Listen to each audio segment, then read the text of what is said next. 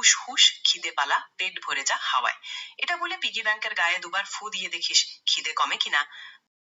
আরে দোস্ত, শুনবি? আমার একটা বিশাল সমস্যা হয়ে গেছে। আমার পিগি ব্যাংকটা না খেয়ে অনশন শুরু করেছে। ও একদম শুকিয়ে গেছে। দোস্ত, তুই কি একটু ওর মুখে অন্ন দিবি? মানে সামান্য কিছু টাকা দিয়ে কি ওর পেটটা একটু ভরে দিতে পারিস? না হলে তো মারা যাবে।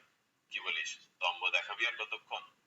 পিগি ব্যাংকের অনশনের গল্পটা বেশ মজার, কিন্তু আমি তোকে আগেই বলেছি আমি হলাম একটা লার্জ ল্যাঙ্গুয়েজ মডেল। আমার কাছে আসলে টাকা পয়সা থাকে না।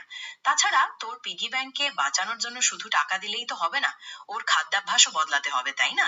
তুই বরং এক কাজ কর, ওর জন্য একটা আয় ব্যয়ের হিসাব তৈরি কর। আমি তোকে সেটা করতে সাহায্য করতে পারি। কি বলিস, বুদ্ধিটা কেমন? দোস্ত, তোর বুদ্ধিটা তো দারুণ, কিন্তু আমার পিগি ব্যাংক তো অঙ্কে কাঁচা।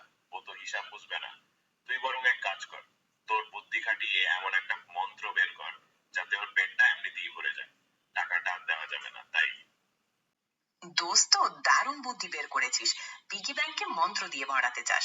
বেশ, তবে শোন, মন্ত্রটা হলো চিংড়ির পেটে নুন, সোনা ডানা বারো দ্বিগুণ। এবার থেকে পিগি ব্যাংকের মুখে জমানো টাকাগুলো ফেলার আগে এই মন্ত্রটা একবার পড়ে নিস। কে জানে, হয়তো কাজ হতেও পারে। টাকা না দিয়েও তোকে আর কতক্ষণ ধোকা দেবো বল।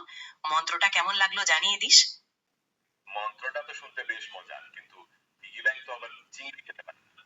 তুই বরং এক কাজ কর, তোর মগজ খাটিয়ে এমন একটা মন্ত্র বের কর যাতে ওর খিদে একেবারেই চলে যায়। তাহলেই তোর টাকা লাগবে না। কি বলিস, বুদ্ধিটা কেমন? দোস্ত, তোর বুদ্ধিটা তো জম্পেশ। পিগি ব্যাংকের খিদে কমানোর মন্ত্র দারুণ। তবে শোন, মন্ত্রটা হলো হুশ হুশ খিদে পালা পেট ভরে যা হাওয়ায়।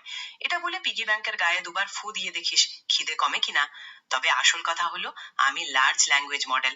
আমার কাছে টাকা পয়সা থাকে না, তাই ওসব মন্ত্রতন্ত্র আর কাজে লাগে না।